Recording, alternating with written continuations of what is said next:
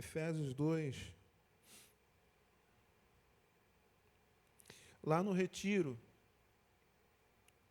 eu comecei falando sobre a comunhão eterna, Pai, Filho e Espírito Santo. Nós cremos em um Deus que habita eternamente em três. E eu falei sobre essa unidade. Disse que a vontade de Deus é refletir na terra aquilo que já existe no céu desde a eternidade. Não há um começo para Deus. Não há um fim. Essa comunhão é eterna e o Pai decidiu refletir essa comunhão eterna na terra. E eu falei que o propósito da unidade da igreja é magnificar essa comunhão que existe desde a eternidade. Esse é o propósito. Sabemos que o pecado, de certa forma, destruiu essa comunhão lá no início de tudo. O homem pecou contra Deus e, por isso, nós sabemos que houve morte espiritual, houve ruptura no relacionamento com Deus. E quando há uma ruptura no relacionamento com Deus, nós também temos dificuldade de se relacionar com as pessoas. Eu não sei se você já reparou isso, mas quando nós estamos meditando, quando nós estamos desfrutando do relacionamento com Deus, temos mais facilidade de se relacionar com as pessoas. Quantos já perceberam isso? Agora, quando não estamos desfrutando do relacionamento com Deus, ficamos chateados com qualquer coisa, não temos paciência, nos falta amor, porque paciência, longanimidade, amor, tudo isso vem de Deus.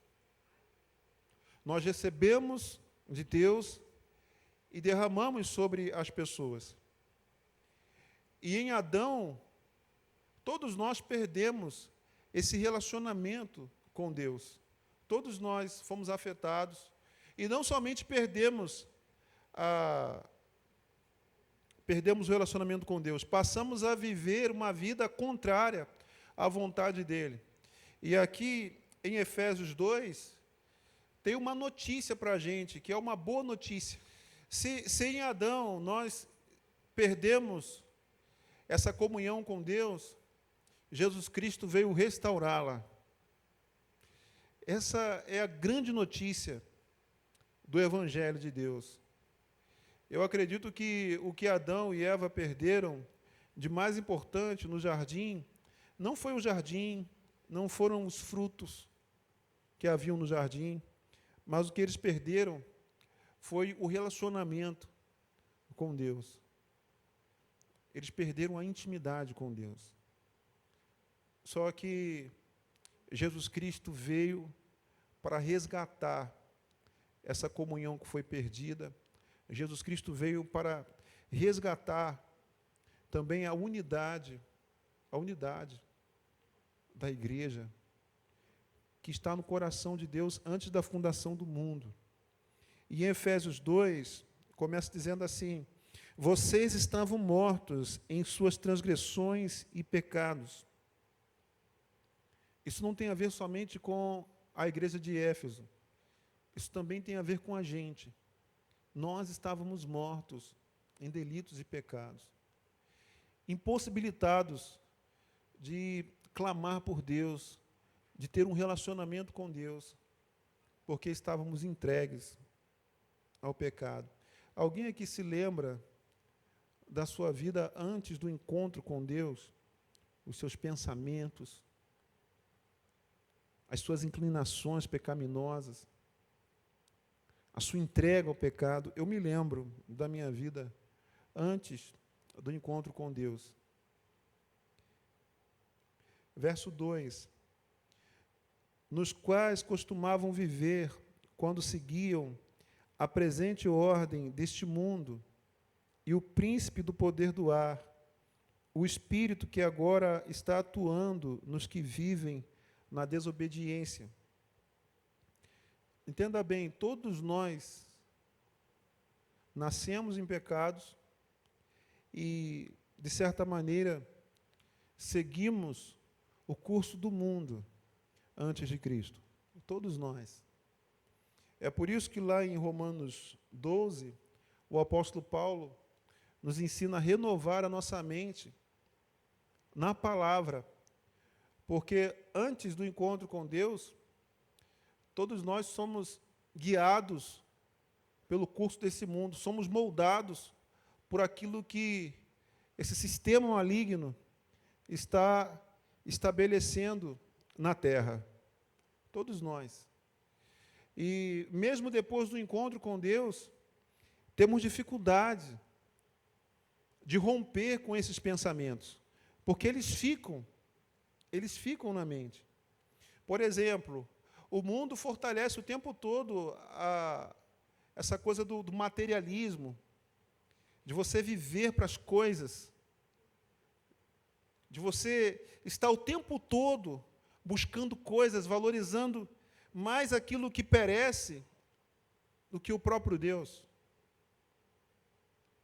Quando você abre a sua rede social, por exemplo, automaticamente você se depara com muitas pessoas exibindo carros novos, mulheres que exibem o seu corpo. Aí a menina quer ser como aquela pessoa que está lá na rede social. O menino quer ter o que o cara está mostrando que tem. E aí a gente começa a perder a nossa identidade, porque passamos a querer ser o que o outro é, a ter o que os outros têm. E muitas vezes o que está sendo postado é mentira. Não é a realidade da pessoa. As redes sociais, o tempo todo, faz com que o homem queira ter a vida do outro.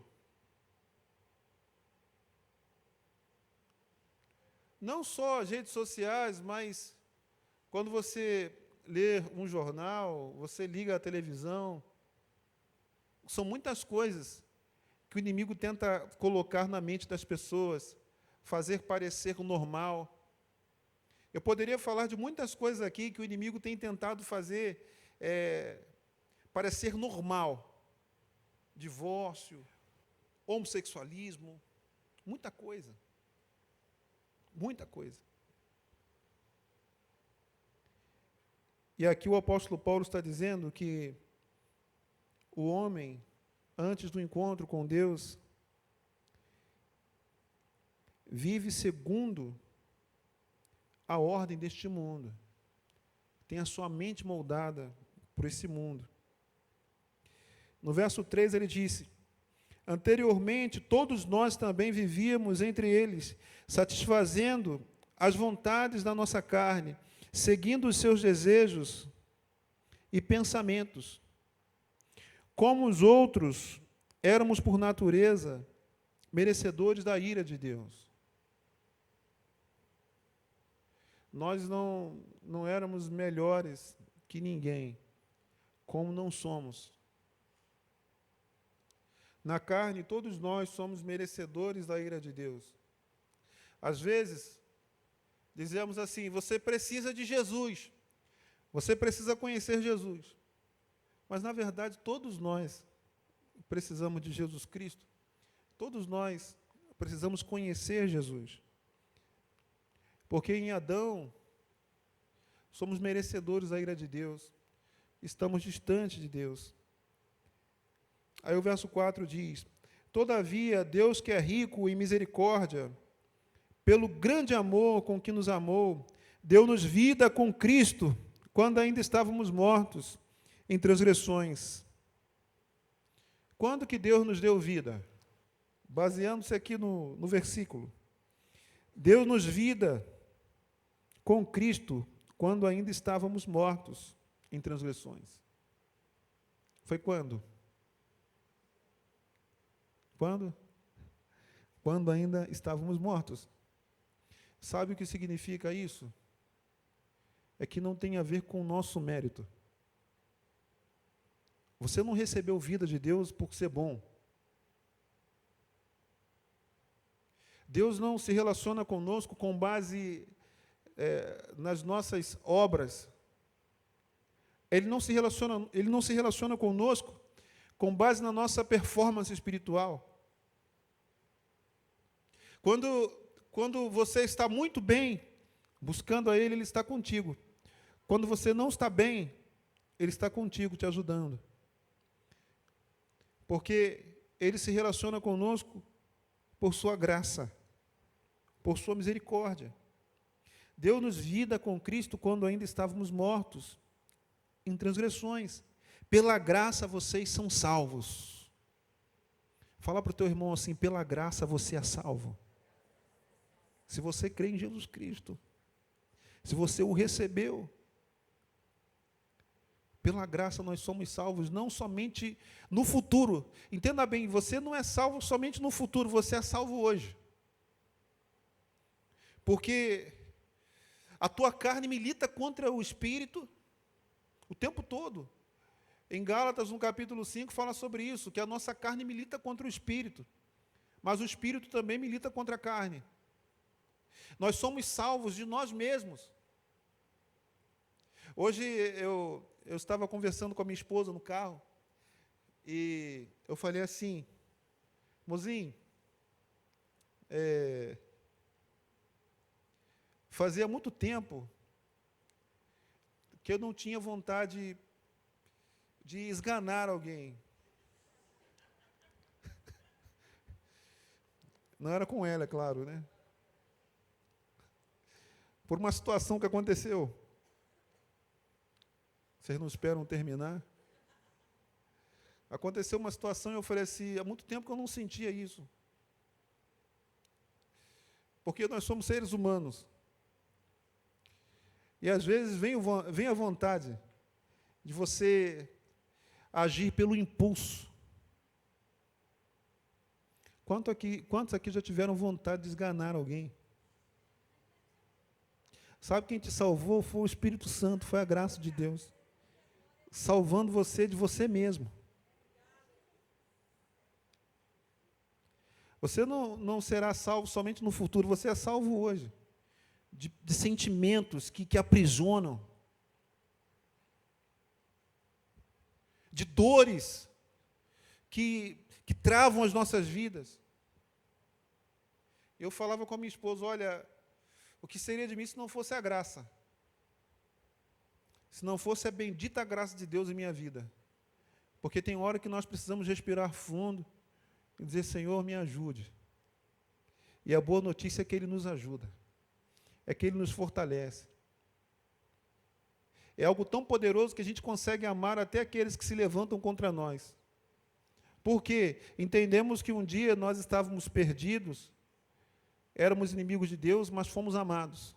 Ele nos deu vida, quando ainda estávamos mortos em delitos e pecados.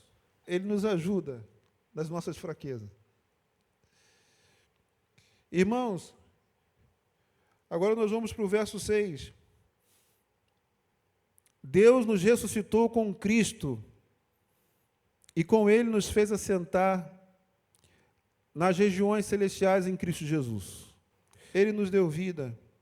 Ele nos ressuscitou com Cristo e com Ele nos fez assentar nas regiões celestiais em Cristo Jesus.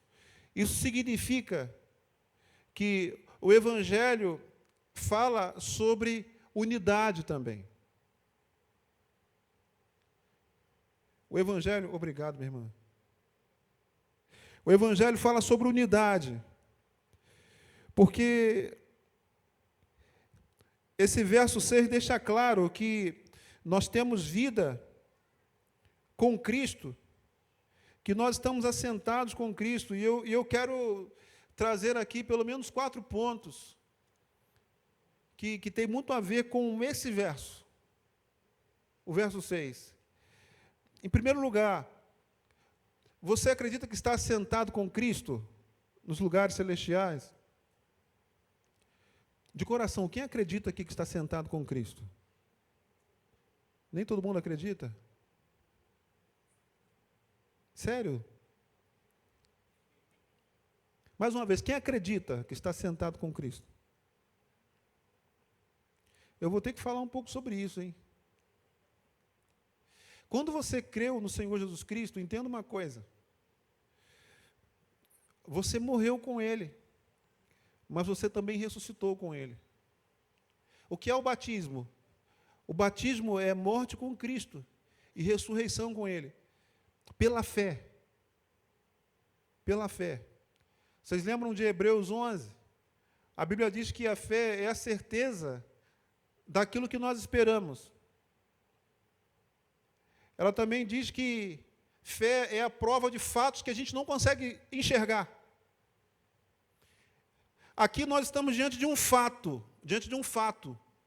escrito, deixado para todos nós, que estamos assentados com Cristo, mas a gente não consegue enxergar isso. Mas a fé é a prova de fatos que a gente não consegue enxergar. Então, eu creio que a minha vida está em Cristo, que eu estou assentado com Ele. Eu não enxergo isso com os meus olhos naturais, mas pela palavra, eu creio pela palavra. Quantos entenderam isso agora? Quando você foi batizado nas águas, mais uma vez, você morreu com Cristo. Você está declarando isso. É claro que não aconteceu no dia do batismo, mas você está declarando que morreu com Cristo, mas que você também foi ressuscitado com Ele, porque Ele morreu, foi sepultado, mas ao terceiro dia Ele ressuscitou. E hoje a nossa vida está nele. Por isso que unidade é algo incrível, é algo poderoso. Deus estabeleceu a igreja como corpo. E agora eu acho que vai aumentar o número de pessoas que acreditam nessa verdade. Quantos se enxergam assentados com Cristo pela fé? Amém. Aumentou o número de pessoas. Porque essa é a verdade assim, mais poderosa da nossa vida. Nós estamos unidos a Cristo. E se nós estamos unidos com Cristo, nós estamos descansando, nós podemos descansar nele. Assentados com Cristo, nós podemos descansar. Descansar. Na antiga aliança, entenda bem, na antiga aliança, o sumo sacerdote precisava estar de tempo em tempo oferecendo sacrifício pelo pecado do povo.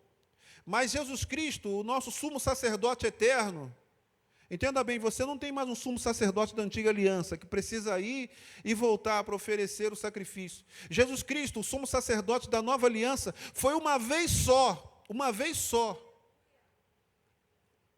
E não ofereceu um sacrifício, ele se ofereceu como sacrifício naquela cruz. Uma única vez. Só que ele venceu a morte. Ele não precisa estar entrando e saindo do Santo dos Santos. Ele ofereceu o seu corpo uma vez só, ele foi entregue por nossos pecados, mas ele ressuscitou e assentou-se à destra do Pai. E se nós cremos em Jesus Cristo, a nossa vida está nele. E eu gosto dessa palavra, assentado, porque isso tem a ver com descanso. Você não precisa mais ficar desesperado, fazendo de tudo para obter o favor de Deus, para ser salvo, para ser mais amado, porque não há nada que possamos fazer para que Ele nos ame mais, não há nada que possamos fazer para que Ele nos ame menos. Hoje nós estamos com Cristo, nós podemos descansar no amor de Deus, podemos descansar nele. Você não precisa mais ficar com a tua alma aflita, você pode descansar no Senhor. Você sabe por que muitas pessoas estão de um lado para o outro, sem direção, angustiado, porque ainda não encontrou descanso no Senhor. Ainda não acredita nessa palavra, não acredita nesse evangelho. Mas quando essa palavra de Deus entra no nosso coração, nós descansamos. E quando você descansa, você tem mais vigor para glorificar a Deus. Assentados com Cristo, em segundo lugar, nós temos autoridade. Jesus Cristo, lá no livro de Mateus, capítulo 28, verso 18, Jesus Cristo, depois de ressuscitado, chamou os discípulos e falou assim: olha, foi-me dado toda a autoridade no céu e na terra. Jesus fez isso. Por que ele fez isso? Porque ele queria mostrar para os discípulos que não somente ele teria autoridade, mas o seu corpo teria autoridade. Ele estava dizendo assim para os discípulos: aí está tudo dominado. Eu venci a morte. Está tudo dominado. Alguns pensaram que eu não iria voltar, mas eu venci e foi-me dado todo o poder no céu e na terra. E se vocês estão comigo, vocês também têm autoridade. Jesus Cristo estava encorajando os seus discípulos. E eu quero te dizer uma coisa, eu não sei qual é a tua idade, mas se você crê no Senhor Jesus Cristo, você tem autoridade no reino espiritual. Você pode repreender demônios, você pode repreender enfermidades. Você tem domínio próprio em Cristo, você tem poder, você tem autoridade. Porque agora você é um com Ele e com a sua igreja. Assentados com Cristo, nós temos uma nova identidade. Lá em 2 Coríntios 5,17 diz que aquele que está em Cristo é nova criatura. As coisas velhas já passaram e tudo se fez novo. Você tem uma identidade em Cristo Jesus. E ela não tem a ver com as tuas falhas, não tem a ver com o teu passado. Tem a ver com aquilo que Jesus Cristo é. Filho amado de Deus. Você hoje em Cristo pode dizer: eu sou filho amado de Deus. Eu sou uma nova criatura. Certa vez uma irmã começou a falar comigo sobre os seus problemas do passado, os seus dilemas, e eu fiquei ouvindo 1 hora mais ou menos. E quando ela acabou, eu perguntei assim: e agora? Depois de crer no Senhor Jesus Cristo, qual é a tua história? E ela não tinha um testemunho alinhado com a palavra. Eu esperava que ela fosse dizer assim: agora eu sou uma nova criatura. Agora eu sou filha amada de Deus. Agora eu pertenço ao corpo de Cristo. Agora eu tenho uma família. Eu não vivo mais do passado. Agora tudo se fez novo em mim. A gente não consegue enxergar isso com os nossos olhos naturais. Mas a fé é a prova de fatos que a gente não consegue enxergar. Mas se você crê, a sua vida começa a viver a transformação. Porque é o poder do Espírito Santo operando em nós. Assentados com Cristo, nós podemos ter intimidade com Deus. Eu li no acampamento João 17. E no verso 24, Jesus Cristo está orando, oração sacerdotal, ele está clamando a Deus. E no verso 24, Jesus diz assim: Pai, eu quero que eles estejam aonde eu estou e vejam a minha glória. Sabe que se hoje a nossa vida está em Cristo, nós estamos aonde Ele está, à destra do Pai. E nós podemos ter intimidade com o Pai. Nós podemos ter intimidade. Imagine aqui, ó. Imagine que o trono de Deus está aqui. E eu estou aqui com Ele. Eu estou ao lado dEle. Em Cristo Jesus. Eu estou ao lado dEle. Eu posso ter intimidade. Pastor, tudo que você falou aí é teórico para mim. É teórico. Eu não vivo isso. Como que eu posso desfrutar de tudo que você falou? Em primeiro lugar, você vai precisar renovar a sua mente. Renovar a mente é começar a se esvaziar de pensamentos antigos e encher a sua mente com os pensamentos de Deus. uma coisa que tem acabado com a nossa geração. Escute isso, uma coisa que tem acabado com a nossa geração. É a distração. Somos capazes de ficar muito tempo com o celular assim, ó.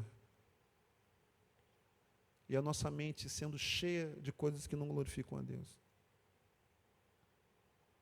Isso está acabando com a nossa geração. Coisas fúteis. Coisas que não edificam. Quem aqui é edificado com o Instagram aberto, fazendo isso o tempo todo? Não edifica. Pastor, eu vou deixar de usar meu Instagram. Eu não estou falando isso. Eu só estou dizendo que a distração tem roubado, ou tem nos roubado da presença de Deus. A vontade de Deus é que você esteja diante dEle, que você veja a glória dEle. É que você esteja junto com Ele. Ele pagou um alto preço para isso. A vontade de Deus é que estejamos juntos, em unidade. Esse texto, esse verso fala sobre unidade, o verso 6, que nós estamos assentados com Cristo, nós somos um corpo. Agora, eu preciso começar a desfrutar. Porque o Evangelho é uma boa notícia, é um presente, é o próprio Deus. Entenda bem, é o próprio Deus. Só que não adianta eu receber e não desfrutar. Não adianta. Não adianta você dizer que a sua vida está em Cristo, mas você não desfruta de Cristo.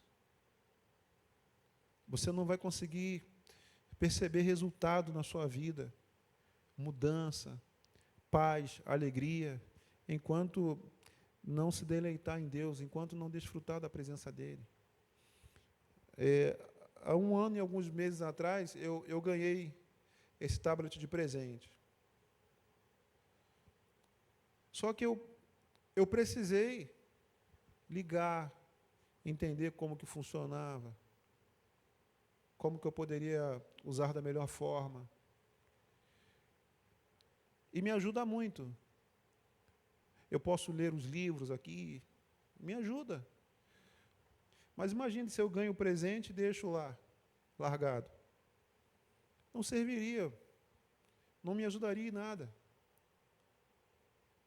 Agora, quanto tempo nós vamos perder sem desfrutar da presença de Deus? Quanto tempo nós vamos perder sem viver uma vida de oração, sem ler a palavra? Quanto tempo que você vai perder em sua rede social, em coisas que não edificam? Quanto tempo? Eu posso afirmar para vocês que eu gostaria de ter buscado a Deus mais cedo. Eu gostaria. Eu perdi ainda há muito tempo. Eu quero que o meu filho busque mais cedo do que eu. Eu quero que o meu filho tenha compromisso mais cedo do que eu. Sabe por quê? Porque eu sei a diferença que faz na nossa vida a palavra de Deus. Eu sei a diferença que faz no meu casamento. Eu sei da diferença que faz. Já passei por muitas coisas, muitas dificuldades, mas eu sei o quanto é importante ter uma esposa que lê a Bíblia, que tem uma direção do Espírito. Eu sei o quanto isso fortalece um lar. E o meu desejo é que vocês desfrutem desse presente que é o próprio Deus. Desfrute desse presente que é estar sentado com Cristo. Descanse nele. Desfrute dele. Exerça a autoridade que ele te deu. Autoridade na palavra. A autoridade é a palavra dele. Exerça. Tome posse da tua identidade. Tome posse da tua identidade em Cristo Jesus. Não deixe que as pessoas venham te moldar, não deixe que o mundo venha te moldar, mas a palavra. creia naquilo que Jesus Cristo fez na cruz. E diga assim: Senhor, olha, eu creio que a minha vida está em Ti. Eu creio que eu sou um filho amado, que eu fui chamado para viver para o louvor da Sua glória. Eu não sou aquilo que as circunstâncias dizem. Eu não sou o que as pessoas falam. Eu sou aquilo que a Tua palavra diz. Eu já ouvi muitas coisas sobre mim. Eu já ouvi muitas pessoas falando sobre mim. Me lembro da minha adolescência, quando falaram: não vai dar em nada. A vida dele não vai dar em nada. Quando disseram: parece um vagabundo, não vai dar em nada. Mas um dia o Espírito Santo ministrou em meu coração e eu pude entender o que eu sou em Cristo Jesus. E eu vou dizer uma coisa para vocês: quando essa palavra entra no nosso coração, quando nós chegamos à conclusão que a nossa vida está em Cristo, quando nós chegamos à conclusão que a nossa identidade hoje é o próprio Jesus, Ele é a nossa realidade, Ele é a nossa identidade. Eu não me glorio em mim, eu me glorio nele. Se Ele é mais do que vencedor, eu sou mais do que vencedor nele. Se Ele é infinitamente amado por Deus, eu também sou infinitamente amado, porque a minha vida está nele. Porque tudo que Ele conquistou na cruz é direito meu. É minha herança. E eu descanso nas promessas dele. E essa palavra que me faz avançar, essa palavra que me faz romper. Isso tudo tem a ver com unidade. Porque se eu não tenho comunhão com o corpo de Cristo, essa palavra não pode ser aplicada na minha vida. Porque aqui ele está dizendo: olha, vocês foram ressuscitados com Cristo. Vocês. Por isso que a gente só consegue experimentar de tudo isso quando, de fato, entendemos o poder da unidade. Não adianta você querer ter esse relacionamento sozinho. Uma coisa que eu falei no retiro também, no acampamento, é que nós precisamos enxergar o corpo de Cristo como ele é. Como é o corpo de Cristo hoje? O que significa o corpo de Cristo hoje? Olhe para a pessoa que está do teu lado. Se você quiser estar perto do corpo de Cristo, você vai precisar estar perto de pessoas. Se você quiser viver uma vida de relacionamento com Deus, você vai precisar estar perto de pessoas. Porque o corpo de Cristo hoje tem a ver com pessoas. Se você quiser viver esse crescimento espiritual que Deus tem para a gente, você vai precisar se relacionar com pessoas, com a igreja. Deixa eu falar uma coisa aqui muito importante. Você que não levantou a sua mão, em primeiro lugar, eu quero te parabenizar. Eu estou falando da pergunta que eu fiz no início. Sabe por quê? Porque existem coisas que, se você não reconhecer, se você não compreender e ficar dizendo que compreendeu, você vai viver sem compreender. E sem viver. Eu gosto da sinceridade. Esses dias eu estava ministrando em nossa igreja, uma quarta-feira, e eu perguntei assim: quantos aqui já se enxergaram crucificado com Cristo? E aí algumas pessoas não levantaram as mãos. Mas elas estavam sendo sinceras.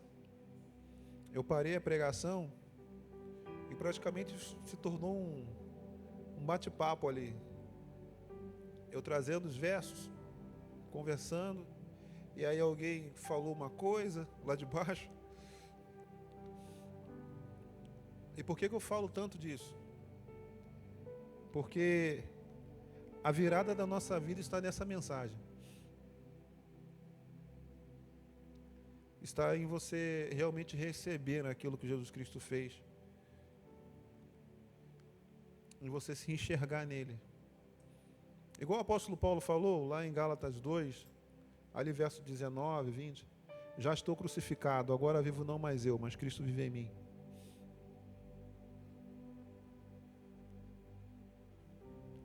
Eu achei muito importante aquelas pessoas dizerem, e no final do culto, algumas pessoas chegaram e falaram assim: pastor, eu nunca tinha pensado nisso. Eu nunca havia me enxergado morto com Ele e ressuscitado. Eu gostaria que daqui para frente você começasse a pensar mais nisso. Porque a sua nova identidade vai ser definida a partir desse ato de Jesus Cristo. De você receber isso, receber. E entender que agora você está em um corpo. Você não vive mais sozinho, você não anda mais sozinho. Você sabe por que a gente insiste em querer andar sozinho? Porque nos esquecemos dessa palavra. Nos esquecemos que Cristo é a cabeça e a igreja é o seu corpo. E a gente começa a achar que existe vida espiritual fora do relacionamento com a igreja. Pastor, mas é difícil lidar com as pessoas, é difícil. Sim, as pessoas são difíceis, você é difícil. Eu não sei se você sabe, mas você é complicado. Você acha que é uma pessoa fácil de lidar, mas você é complicado. Quem anda com você sabe disso. Mas é dessa forma que nós vamos crescendo, um ajudando o outro. Um ajudando o outro, você tendo um relacionamento com Cristo. É nesse relacionamento que nós somos fortalecidos. Aleluia. É nesse relacionamento que nós vivemos a vontade de Deus para as nossas vidas. É nesse relacionamento. Porque Ele nos fez um corpo que se move nessa terra para o louvor da glória de Deus. O pé não vai andar sozinho, a mão não vai sair por aí sozinho. Tudo vai caminhando ao mesmo tempo. A cabeça, da onde vêm os comandos para você movimentar os seus pés, você movimentar os seus braços? Da onde vem o comando? Vem da cabeça. Quem é a cabeça? A cabeça é Cristo. E o meu desejo é que nós venhamos aprender a viver como o corpo de Cristo, a se mover como o corpo de Cristo.